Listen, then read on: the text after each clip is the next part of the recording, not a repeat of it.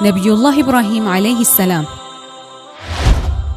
ነብዩ ኢብራሂም አለይሂ ሰላም ከረሱላችን ሙሐመድ ሰለላሁ ዐለይሂ ወሰለም በኋላ በልቅና ሁለተኛ ደረጃ የያዙ ናቸው። ለዚህም ነው በሰላታችን ተሸሁድ ስንቀራ በረሱል ሰለዋት ስናወርድ የነብዩ ኢብራሂምን አለይሂ ሰላም ስም የምንጠቅሰው።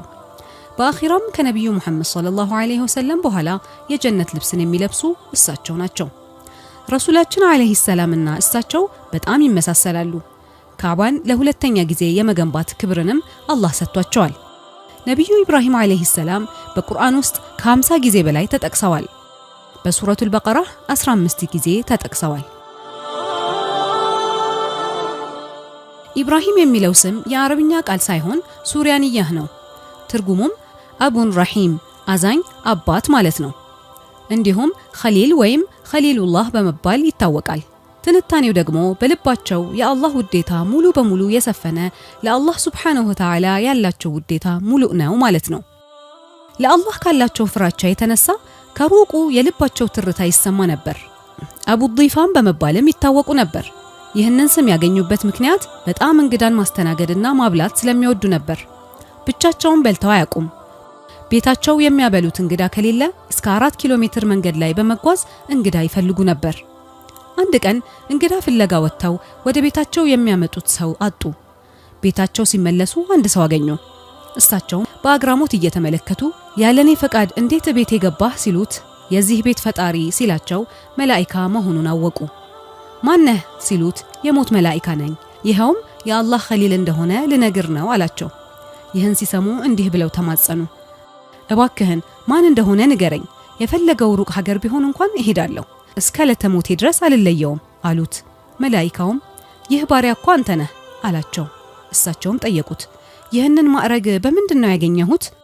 ለሰዎች ትሰጣለህ እንጂ ከነርሱ አትከጅልም አትወስድም ብሎ መለሰላቸው። ለመጀመሪያ ጊዜም የተገረዙት ነብይ ኢብራሂም አለይሂ ሰላም መሆናቸውን ኢማሙ አልቁርጡቢ ተናግረዋል።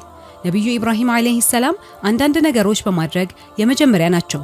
እንዲሁም መጀመሪያ ከአፍ በላይ ያለውን ጺማቸውን ሻሪብ ያሳጠሩና በስለት ብረት የብልታቸውን ጸጉር ያላጩት እሳቸው ነበሩ። ነብዩ ኢብራሂም አለይሂ ሰላም የአባታቸው ስም አዘር ሲሆን የዘር ግንዳቸው ወደ ሳም ኢብኑ ኑህ አለይሂ ሰላም ይመለሳል። የኢራቅ ከተማ የሆነችው ባቢል የነብዩ ኢብራሂም አለይሂ ሰላም ውልደት ቦታ ነበረች። የባቢል ሰዎች በጣም የተትረፈረፈና የተንደላቀቀ ኑሮ ይኖሩ ነበር።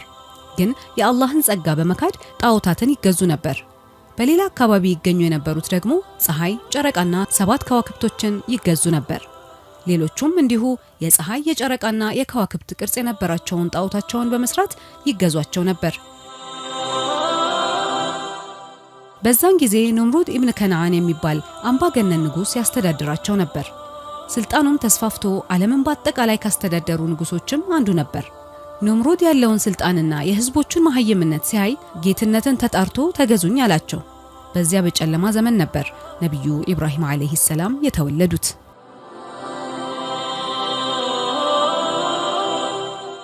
በነብዩላህ ኑህና በነብዩላህ ኢብራሂም አለይሂ ሰላም መካከል የነበሩት ነብያት ሁድና ሷሊህ ብቻ ነበሩ። ነብዩ ኢብራሂም አለይሂ ሰላም የመወለጃቸው ጊዜ ሲቃረብ ጠንቋዮች ለኑምሩድ እንዲህ ይሉታል፣ በዚህ ዓመትና ቀን ኢብራሂም የሚባል ልጅ ይወለዳል።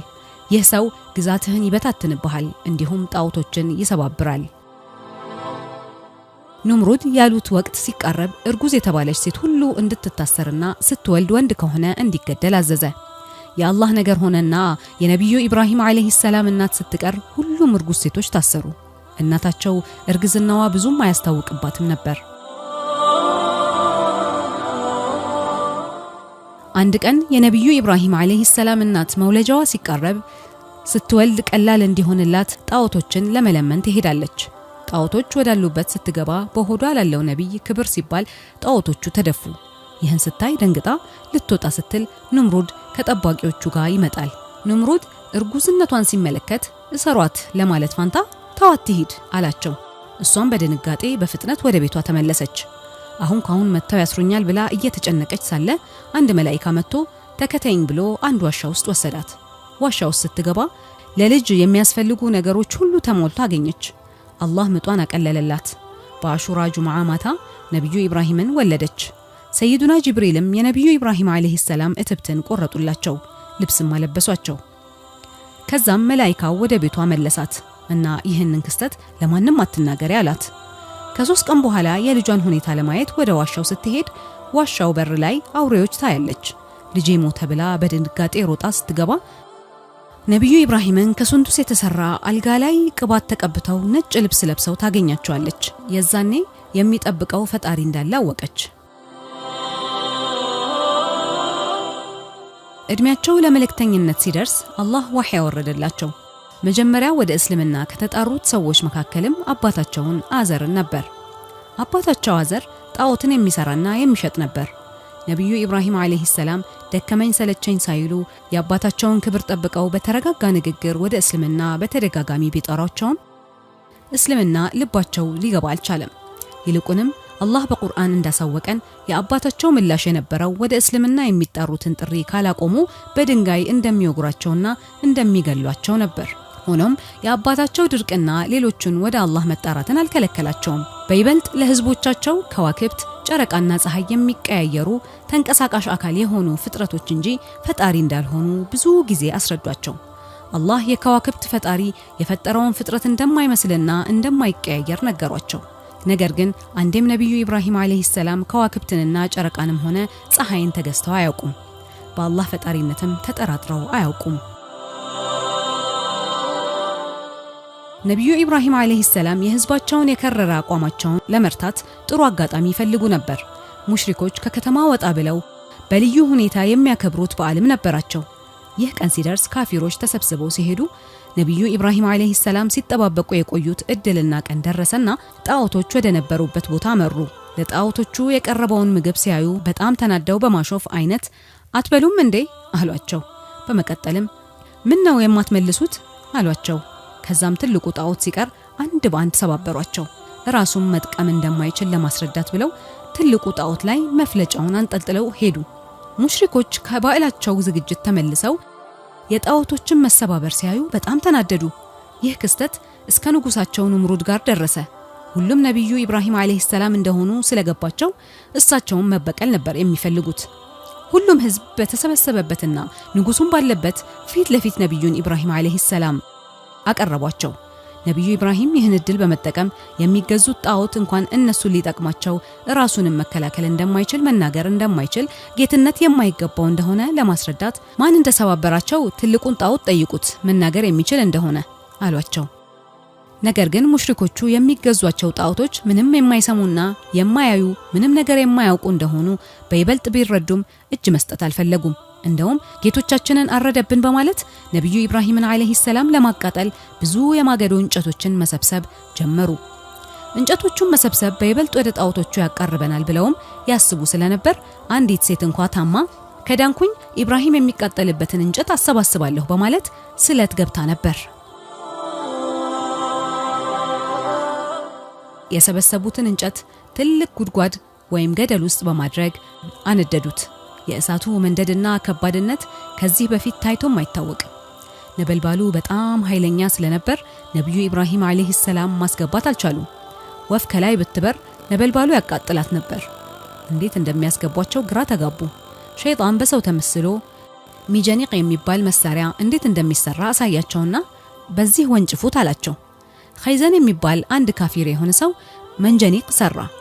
የአላህ ቁጣም በዚህ ምድር ላይ ያለ ወረደበት። ይሄውም መሬቱ አጠችው። ከዛም የነብዩ ኢብራሂም አለይሂ ሰላም እጃቸውን አስረው እየጎተቷቸው ወደ መንጀኒቁ ወሰዷቸው። ነብዩ ኢብራሂም አለይሂ ሰላም ሲወስዷቸው በተረጋጋ መንፈስ እንዲህ እያሉ ነበር: لا إله إلا أنت سبحانك لك الحمد ولك الملك لا شريك لك። በመንጀኒቅ ሲወነጭፏቸው ደግሞ حسبنا الله ونعم الوكيل ብለው ነበር። በአላህ ፍቃድ ያ አስፈሪ እሳት የታሰሩበትን ገመድ እንጂ እሳቸውን ምንም አላቃጠላቸውም። ሰዎችም ከሩቅ ይከታተሉ ነበር። ነብዩ ኢብራሂም አለይሂ ሰላም መሞታቸውን ምንም ሳይጠራጠሩ ወደ የቤታቸው ሄዱ። ከተወሰኑ ቀናት በኋላ ኑምሩድ እሳቱን እየጎበኘ ያለ እሳት ውስጥ ሁለት ሰዎችን ይመለከታል። ሁለቱም ነብዩ ኢብራሂም አለይሂ ሰላምን ይመስላሉ። በጣም ደንግጦ ኢብራሂምና ሌላ እሱን የሚመስል ሁለተኛ ሰው አይቻለሁ፣ ተመሳስሎብኝ ይሆን በድጋሚ ወጥቼ የማይበት ረጅም ግንብ ሱርልኝ አላቸው። ግንቡ ላይ ወጥቶ ሲመለከት ነብዩ ኢብራሂም አለይሂ ሰላም አዲስ ልብስ ለብሰው ምንጣፍ ላይ ተቀምጠው አያቸው። ንምሩድ ተገርሞ እንዲህ ብሎ ተጣራ፣ ኢብራሂም መምጣት ትችላለህ? እሳቸው አዎ አሉ። ደግሞ ተጣራ፣ እሳት ውስጥ ከቆየህ እቃጠላለሁ ብለህ ትፈራለህ? አይ አልፈራም ብለው ከእሳቱ ወጡ። ንምሩድም በጣም ተገርሞ ስለነበር ጥያቄውን ቀጠለ። አጠገብህ የነበረው ሰውዬስ ማን ነው? ብቸኝነት እንዳይሰማኝ አላህ የላከልኝ የጥላ መላእክት ነው ብለው መለሱለት። እሳት ውስጥ እያሉ የቀየሩት ልብስ ሰይዱና ጅብሪል ከጀነት ያመጡት ነበር። ከብዙ ዓመታት በኋላ ይህን ልብስ ለልጃቸው ለሰይዱና ኢስሐቅ አለበሷቸው። ኢስሐቅ ደግሞ ለልጃቸው ያዕቁብ፣ ሰይዱና ያዕቁብ ደግሞ በትንሽዬ ዕቃ አድርገው በነብዩ ዩሱፍ አለይሂ ሰላም አንገት ላይ አንጠለጠሉት። እንደዚህ የሚያስገርም ሙዕጂዛን አይተው ጥቂት ሰዎች ነበር እስልምናን የተቀበሉት። ታዲያ አማኞቹም ለህይወታቸው ስለሚሰጉ እስልምናቸውን ይደብቁ ነበር። ነብዩ ኢብራሂም አለይሂ ሰላም በህዝባቸው ተስፋ ሲቆርጡ በአላህ ትዕዛዝ ወደ ፍልስጤም ተጓዙ። የተጓዙትም ከሚስታቸው ሳራህና ከነብዩላህ ሉጥ ጋር ነበር። ነብዩላህ ሉጥ የነብዩ ኢብራሂም የወንድም ልጅ ሲሆኑ በዚያን ወቅት ገና የመልእክተኝነትን ማዕረግ አላገኙም ነበር። ሻም ሀገር ከሄዱ በኋላ ነው ሉጥ አለይሂ ሰላም ለሰዶም ነዋሪዎች ነብይ ሆነው የተላኩት። አላህ የፈለገላቸውን ያክል በፍልስጤም ከኖሩ በኋላ ኃይለኛ ድርቅ ተከሰተ። የዛኔ ከሚስታቸው ሳራህ ጋር ወደ ግብጽ ሀገር ተጓዙ። በዚህን ጊዜ የነበረው የግብጽ ሀገር ንጉስ በጣም መጥፎ ባህሪ ነበረው። ያገቡ የሚያምሩ ቆንጆ ሴቶችን ሲያገኝ ይደፍራቸውና የራሱ ባሪያ ያደርጋቸው ነበር። ንጉሱ የሳራን ቁንጅና ሲሰማ አስጠራት። ነብዩላህ ኢብራሂም አለይሂ ሰላም የንጉሱን መጥፎ ባህሪ ስለሚያውቁ ቀድመው እህቴ ናት አሉት። እህት ሲሉ ማለት የፈለጉት የእስልምና እህቴ ናት ማለታቸው እንጂ አልዋሹም። ንጉሱ እንዳላገባች ቢረዳም ሳራን በቁንጅናዋ መተው አልፈለገም። ሊጎዳትም ፈልጎ እጁን ሲዘረጋ እጁ ደርቆ ቀረ። ደንግጦ ፈጣሪሽን ለምኝልኝ አላት። ሳራም አላህን እንዲያሽረው ለመነችለት። እሱም ተሻለው። የዛኔ የተከበረች ሴት መሆኗን ስለተረዳ ሐጀራንና ስጦታዎችን ሰጣት። ሳራ ሐጀራን በጣም ወደደቻት፣ እስልምናንም አስተማረቻት። ከዚህ ክስተት በኋላ ነብዩ ኢብራሂም ሳራና ሐጀርን ለመጠበቅ ብለው ወደ ሻም መለሷቸው። ብዙ ዓመታት አለፉ። ሳራም ለሰይዱና ኢብራሂም ሳትወልድላቸው እድሜዋ ገፋ። ሳራ ከነብዩ ኢብራሂም አለይሂ ሰላም በእድሜ 10 ዓመት ያንሱ ነበር። ታዲያ ነብዩ ኢብራሂምን በጣም ስለሚወዷቸው ልጅ ባለመውለዳቸው ይከፋቸው ነበር። ሐጀራም ለነብዩ ኢብራሂም አለይሂ ሰላም ኢስማኤልን ወለዱላቸው። ሳራ ሐጀራም ቢወዷትም ቅናቱ ግን አላስቻላቸውም። አንገበገባቸውና ለነብዩ ኢብራሂም አለይሂ ሰላም አርቅልኝ አሏቸው። የዛኔ አላህ ሱብሓነሁ ወተዓላ ሐጀራንና ኢስማኤልን ወደ መካ ሀገር እንዲወስዷቸው አዘዛቸው።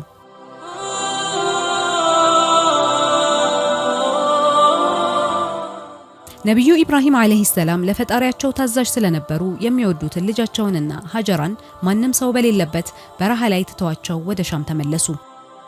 በየጊዜው ነብዩ ኢብራሂም አለይሂ ሰላም በቡራቅ መካ እየተመላለሱ ሐጀራና ኢስማኤልን ይዘይሯቸው ነበር። ዓመታት አለፉ። ኢስማኤልም አድገው ነብይ ሆኑ። ሐጀራም ሞቱ። ሳራም 90 ዓመት ሞላቸው። አንድ ቀን ነብዩ ኢብራሂም አለይሂ ሰላም ቤት 3 እንግዶች ይመጣሉ። ነብዩ ኢብራሂም አለይሂ ሰላምና ሳራም በደንብ ያስተናግዷቸዋል። ምግብ ሲያቀርቡላቸው ግን አንዳቸውም ለመብላት እጃቸውን አልዘረጉም። የዛኔ ሊጎዱና የመጡት በማለት ተጠራጠሯቸው። እንግዶቹም ሰይዱና ኢብራሂም አለይሂ ሰላም መጨነቃቸውን ሲረዱ ማንነታቸውን ነገሯቸው። እነዚህ ሰዎች መላእክቶች ነበሩ። የወንድማቸውን ልጅ የነብዩላህ ሉጥ ቀውም የሆኑትን ካፊሮች ለማጥፋት እንደመጡ ነገሯቸው። ይህ ብቻ ሳይሆን ሌላ የምስራችም አበሰሯቸው። አላህ የሳራ ዱዓ እንደተቀበላቸውና እንደሚያረግዙም ነገሯቸው። ሳራም ተደስተው እየሳቁ ማን ይወልዳል? እኔም ሆንኩኝ ባሌ በእድሜ ገፍተናል እንዴት አሉ።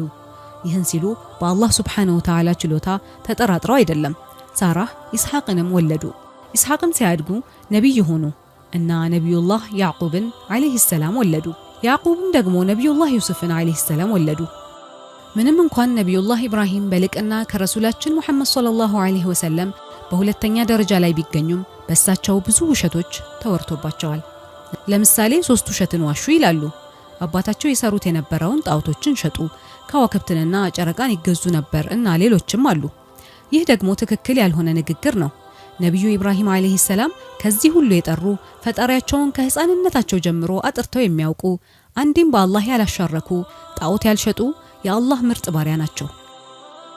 ሰይዱና ኢብራሂም አለይሂ ሰላም 175 ዓመት ኖሩ። ለመጀመሪያ ጊዜም ጸጉር ላይ ሽበት ያዩት እሳቸው ናቸው። ከዛም በፊት ሽበት የሚባል ነገር አልነበረም። ነብዩ ኢብራሂም አለይሂ ሰላም እሳቸውና ቤተሰቦቻቸው እንዲቀበሩበት ብለው መጋራ ላይ ገዝተው ነበር። እናም ሲሞቱ ልጆቻቸው ኢስማኤል እና ኢስሐቅ አለይሂ ሰላም በዚህ ቦታ ላይ ነው የቀበሯቸው። ኢብራሂምም አለይሂ ሰላም ሚስታቸውን ሳራህ እዚሁ ቦታ ነበር የቀበሯቸው። ነብዩ ኢስሐቅ አለይሂ ሰላም እና ሚስታቸው ሪፍቃ እንዲሁም ነብዩ ያዕቁብ አለይሂ ሰላም እና ሚስታቸው ሊያም እዚህ ቦታ ነው የተቀበሩት። ይህ ቦታ ሀብሩን በሚባል ከተማ ሲሆን በአሁኑ ጊዜ ኸሊል በመባል ይታወቃል።